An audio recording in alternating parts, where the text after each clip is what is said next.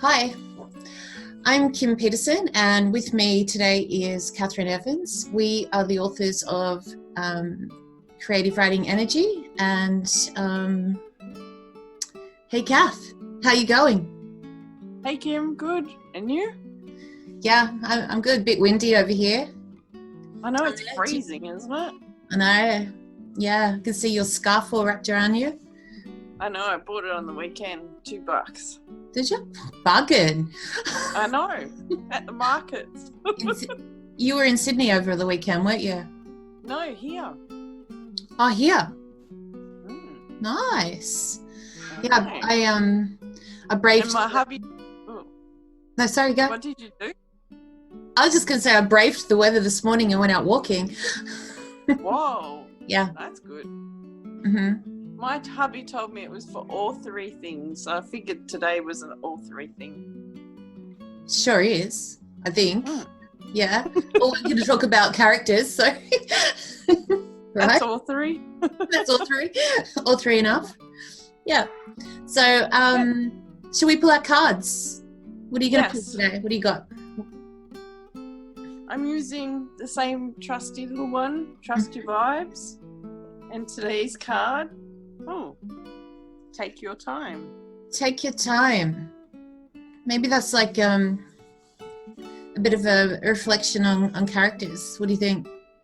Maybe. Don't rush them. Don't rush. Okay, I am using, what am I using? The Soul Journey.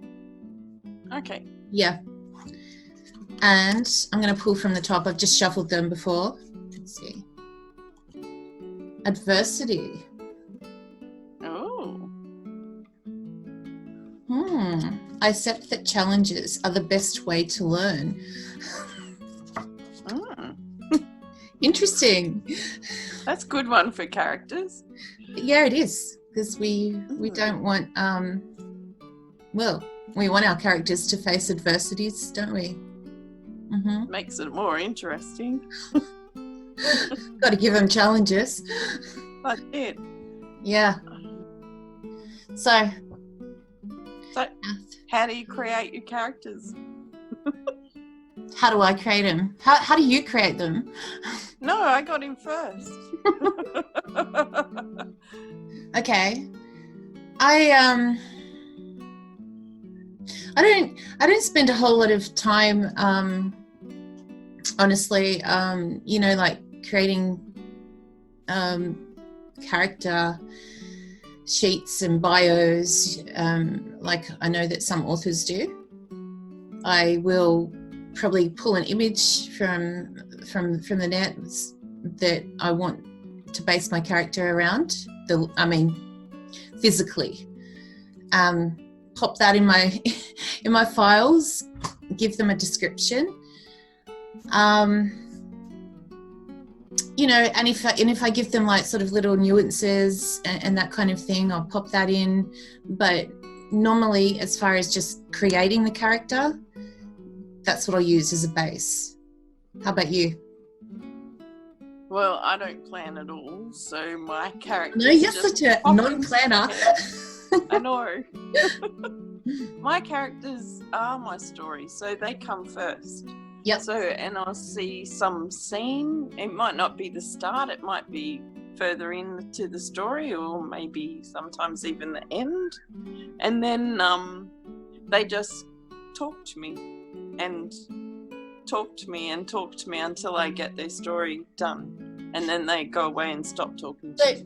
How about like with the physical attributions? Do you just have that in your head and that's it? Do you keep a file? Do you keep a file and all right, this is what she looks like. This is what he looks like. Just so you can kind of go back and. I don't see people. I'm not visual, so okay. One of my friends pointed out that one of my published books doesn't even have any character description, like physical description, which is quite horrifying, isn't it? That it got so far through and nobody noticed that until it got read. But anyway, I don't see people. So in the beginning, I didn't used to I didn't describe them at all, I don't think, or I had some vague notion in my head, and I'd have a blonde in one story and a dark-haired person in the next, just to mix it up. Mm-hmm. But now I do kind of go, waste time on Pinterest to find somebody who might look like somebody, who might be the person in my head, and I'll put it up there because readers seem to want to know that. But yeah, I don't. Yeah. I think sort of a quick description helps readers to identify and visualize with that character on a physical, in the physical sense. I know, like, sometimes if I'm reading a book and I'll get so far in and there's nothing sort of to describe how this character's looking, I start getting a little bit unsettled. I'm like, I kind of need to know a couple of things. Oh, see, I don't worry at all. They just come to my head and that's it. Yeah. But one really interesting thing, when I wrote this threesome book, I had to really work hard on the two male characters and make them different. Yeah. And I thought I'd done a really good job of describing them. One was, blonde and pale and white, and the girl called him Marble Boy. And the other guy was big and rougher and gruffer and, dark-haired and with beard and everything. Well, one of my friends read the book and she's like, oh, I know exactly who Lyle is. And named this football player who was Aboriginal and not at all white and blonde and pale. And I realised that I'd done such a shit job at describing the character that she could pick the opposite to what was in my head using whatever useless descriptions I'd given. So that was a bit of an interesting. I know. It's I thought it was quite clear. Well, people are, they'll always perceive how they perceive them. We can all read the same series of text or experience something, but everyone can, they'll perceive that their own way. And that's really interesting, though, like that you had the blonde. And I'd called him Marble Boy, and I guess marble can come in, white right up to dark black colour. So, Marble. I couldn't argue with her. That is interesting. So how about when it comes to, developing your character's personality and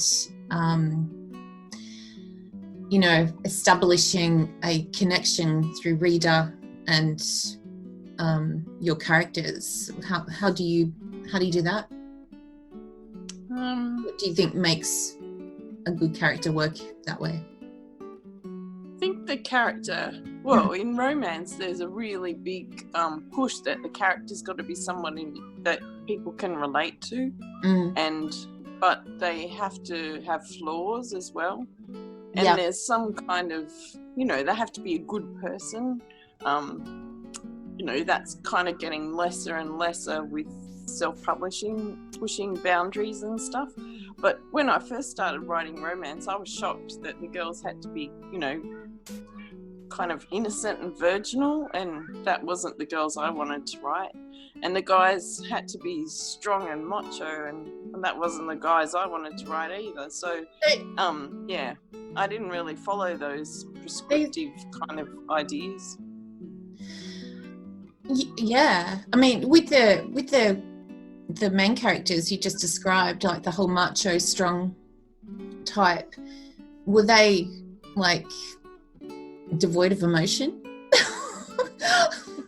I mean, were they kind of like, hey baby, get over here, and that was it?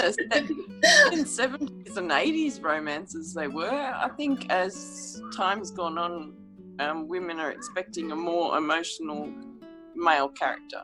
But in the 70s and 80s, it was, the alpha hole. He was just a douche, just coming, just they were ruled by lust and and you never got into their head, you never understood their emotion, nothing. It was just they were just unreadable for me. Yeah. I think it's sort of super important not to have cardboard characters, or one-dimensional. I guess that's what we're talking about, right? A character without emotion is sort of like soulless automaton. Yeah. They've got to have everything, don't they? Like, they've got to be fully formed as a character, not just a flat thing on a page. Yeah. And also, I think, the readers need to be able to relate, obviously, to the character, but on an emotional level. And it doesn't mean the character needs to be, emotional in their world, but more so internally, like so the reader and the author is sort of revealed to both, the emotions of the character and what they're experiencing. Because, if a character, for me, if a character is sort of emotionally underdeveloped or emotionally unavailable, it's, you're sort of risking the readers can't relate, so they'll just give up because there's nothing there for them, right? Do you know what I mean? Yeah, I know what you mean. I think you've got to balance in stories too. There's got to be action and reaction, so that emotion comes into that, isn't it? Like, even the best crime stories have to have emotional characters, and you have to understand them, or you just can't read it. It's not just romance that needs emotion. I think all characters need to have some emotion and motivation, and the reader has to know that. Yeah, so they can resonate with that character. Yeah. It's got to be a two-way street between, character, author, reader, or three-way street. Yeah. Multi-dimensional. But that's kind of, that's life. I mean, if you personally, like, if you come in contact with someone that is emotionally unavailable and you have nowhere to go with that, how do you react? What do you do? It's not a lot you can do, because there's nothing, you're not getting anything. Yeah. You can't just chuck your emotion at a brick wall, really, can you? We can, but you won't get much back, so that's like getting blood out of stone. There's a really interesting book or series of books I've been reading that where it's a crime one. It's the FBI consultant is a cannibal. Oh. Yeah. Nice. So yeah. So it's, on the surface, it's a character that you should absolutely loathe and hate. But the author, Jack Heath, has done the most incredible job of making this cannibal someone that you can relate to. He's got this sense of humor that, he knows what he does is gross, but he can't help himself. And the grossest things are so funny, the way he writes them. And so, if someone told me I'd like a cannibal in a story, I would have gone, no way, that's just not on. But this guy's done such a great job of making this guy emotionally available, on the page, and really he's so fleshed out.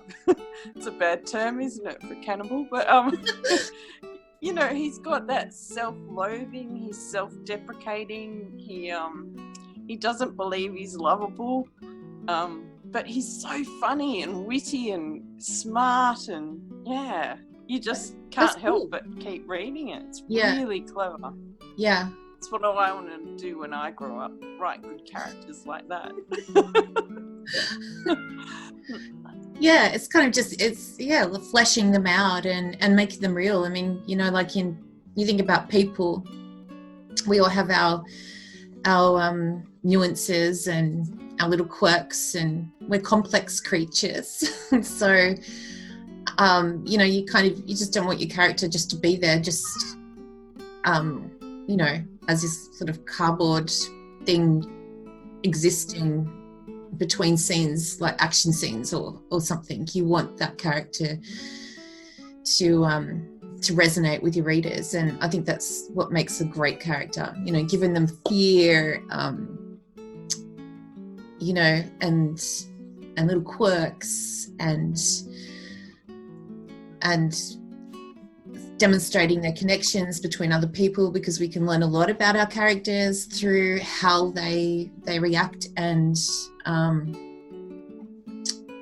relate to other characters.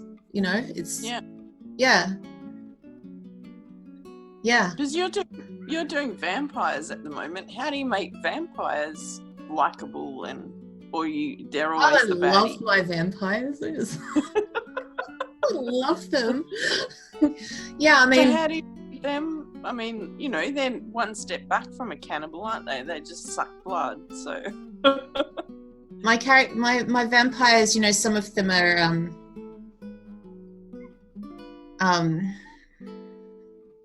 crafty, cunning, you know, but they're also, I give them kind of character as well. Some of them are nicer than others, you know, but they're all very sort of intelligent, because they were people. You know, in my book, they were people. They weren't born vampires. So the world sort of progressed to vampires. So they kept their humanity even though they were vampires? No, not necessarily. Some of them, but, you know, my main character, my protagonist, she kind of every now and then will look at him and think that she sees a glimmer of humanity in them, you know. But yeah, I kind of, for that book, my vampires are seen through Eva's eyes, my protagonist. So it's just what she sees and how she relates to them, and that kind of thing. So, you know, it's good. It's challenging for me. I love it. It's lots of fun. Writing vampires is great. Bloodsucker. So what's your favourite thing about developing a character?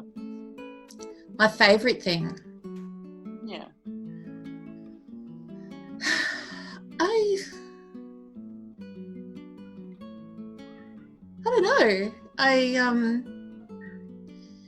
It depends what character it is, I guess. For my protagonist, I love to give them the layers. You know, I inject a lot of myself into my characters. I think. Do you? Like? Yeah, sometimes not. I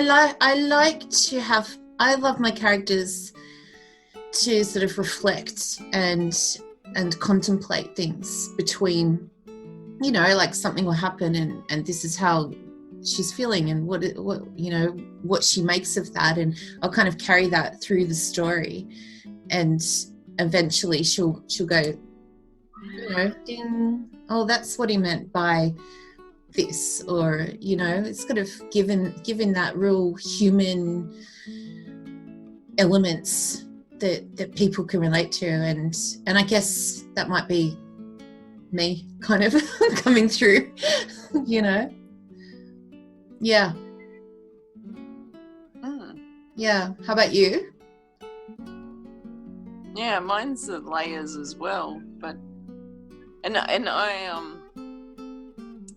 think when I first write I'm learning the characters because I don't plan. Yeah, so once I've got the draft done, then I know these people, I know what I'm missing, so then I'll go back and layer in, and sometimes just getting like you might know the motivation, but you haven't quite got the emotion on the page or the motivation on the page. So going back and getting all that depth is kind of giving them the depth. Kind of fun, isn't it? Yeah. I love. I used to think that I didn't like editing or second drafting, but I'm learning. I love it. Like, you know, because once the words are in front of you, you can just sort of like, you know, go in and tweak it and add and fix it and that kind of thing. But when you're looking at a blank page, it's like, I've got to get the words out if I'm going to fix them, you know? Yeah. And trying to get that from nothing to something is really sometimes really hard. I think you've stopped talking again. Am I back? Yes, you're back. Yeah. I can hear your kids in the background. Oh, it's a school again. School break. We'll have to stop videoing at little lunch or big lunch or whatever it is. Yeah, that's old school. They don't call it that anymore. Oh, don't they? Sorry. What do they call it? No. Lunch and recess. But now, you know, it's turned to, this is weird to me, they have lunch in the morning and it's like 11 or whatever, right? And then they call recess the other break. And I'm like, that's like back the front to me. But they've been doing that for a while. Yeah. Oh. I know. School. That's weird. I think it's weird too. And they're expected to eat their like main lunch in the morning. At 11. Yeah. Yeah. Anyway. Australian school. So what about, I actually did want to ask about with your characters in regards to relationships, with the romantic relationships, how do you go about sort of, you know, giving that depth with the two characters and their connections in the story? And I don't know, I think every story is different. When I write erotic romance, sex draws them together. That's kind of what erotic romance is. Mm-hmm. So they start from a sexual relationship that means nothing, and then they've got to develop feelings or some kind of emotional connection. So that's kind of interesting. That's one's kind of fun, actually. I really like that. Because you're going from something that's you know, purely kind of meaningless and devoid of emotion into something that's quite deep and emotional. Yeah. But with when I write like rural romance or it's more starting at nothing and then just building, or if it's a friendship, it's starting as a friends and then working into something more.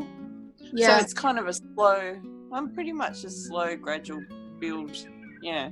I am trying to write enemies to lovers just because I'm not real good at doing the bad stuff, you know, and so I wanted to see if I could do some snarky, you know, enemy stuff at the start that gradually they build a bit of trust. But I like the enemies to lovers. Yeah. It's hard to do though. I'm struggling a bit with that one. Yeah.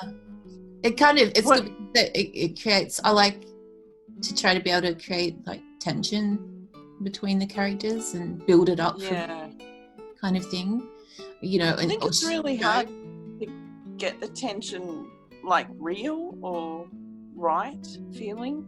Mm-hmm. Do you have trouble with that? Sometimes, and I'll sort of write something out and go back. Like I'll go back, you know, like I've started book 3 in the vampire series, and so I've got sort of 2 of my characters who, you know, they've had sex and they've been intimate. So, but it's not a love story. So she's not going to go. It's not going to be based. It's not a love story. She's not going to fall in love with him. Oh no, she loves him, but you know, in this book 3, you know, he's not going to be as main. You know, Okay. There'll be someone else coming and other things and all that kind of stuff. But I just had them have this conversation, and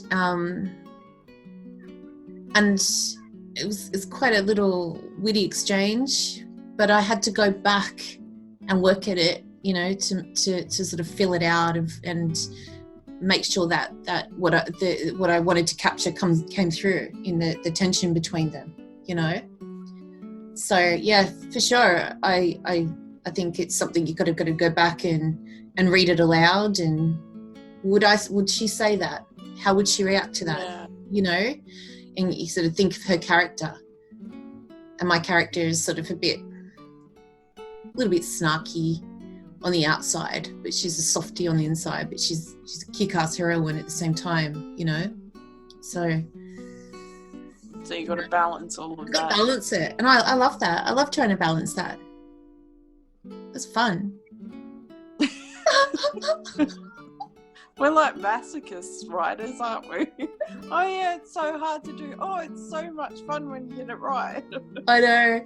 How many times do you ever think of something you go, oh my God, I've got to write about that, you know? Yeah. You know, like my mum has this, like, I hope she doesn't watch, but she's got this neighbour that's Yeah, I've heard of her. Oh my God. And my mum's kind of got it under control, but holy crap, like some of the things this woman does, you know, I'm like, oh my God, I've got to write about this. I'll turn her into like the granny serial killer or something. Like, it's just so interesting. Like, I can't believe it.